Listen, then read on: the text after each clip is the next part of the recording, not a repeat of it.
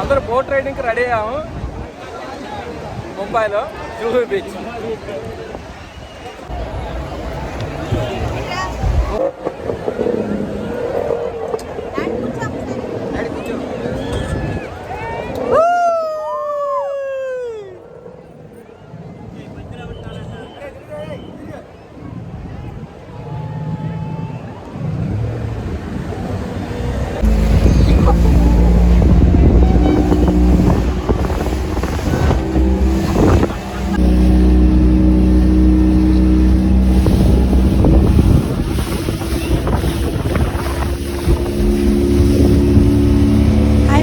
అందరూ ఎలా ఉన్నారు? పాత వీడియోస్ ఏవో చూస్తుంటే హోలీ వీడియో అప్లోడ్ చేయడమే మిస్ అయిపోయింది. అరే ఈ వీడియో కంపల్సరిగా మన వ్యూవర్స్ చూపించాలని చెప్పేసి ఈరోజు చేయడం అయితే జరిగింది.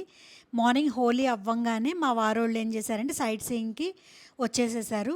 సో నేను రోహిత్ ఆన్లైన్ క్లాసెస్ ఉన్నాయి కాబట్టి మేము కొంచెం లేటు బయలుదేరతామని చెప్పేసి వాళ్ళని వెళ్ళిపోమన్నాను. వాళ్ళు ఇస్కాన్ టెంపుల్ ఇవన్నీ చూసుకొని ఇక్కడ జుహూ బీచ్ దగ్గరకు వచ్చారు.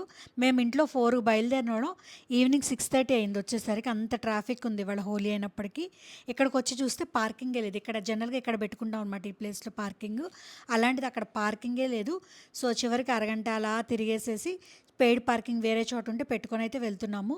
ఇక్కడ జనం చూసి దడుచుకున్నాను అనమాట. వామ్మో కుంభమేళాలో ఉన్నట్టు ఉన్నారు ఇక్కడ. సో వీడియోలోకి అయితే ముందు వెళ్ళిపోదాము.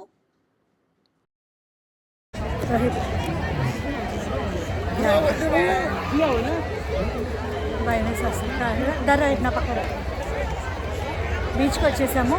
కుంభమేళాలో ఎలా ఉంటారో అలా ఉన్నారు.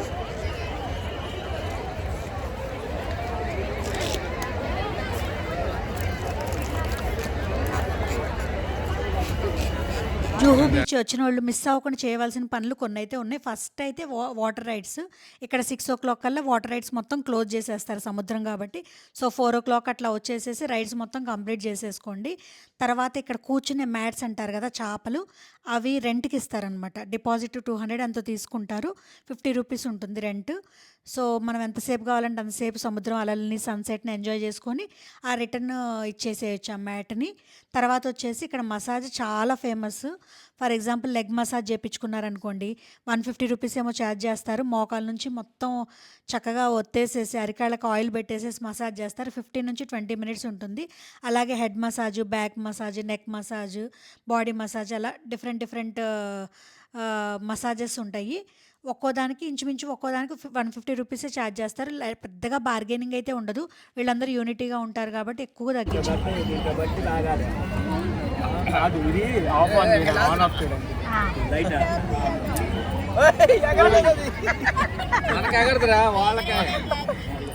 ఇక్కడైతే రేగిపళ్ళు, మామిడి ముక్కలు, చింతకాయలు, సీతమ్మకాయలు ఇలా రకరకాలు ఉన్నాయి. ఇవన్నీ చూస్తుంటే మన చిన్ననాటి జ్ఞాపకాలు గుర్తొస్తున్నాయి కదా.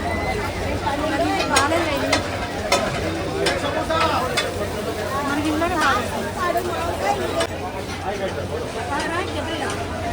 మంచూరియన్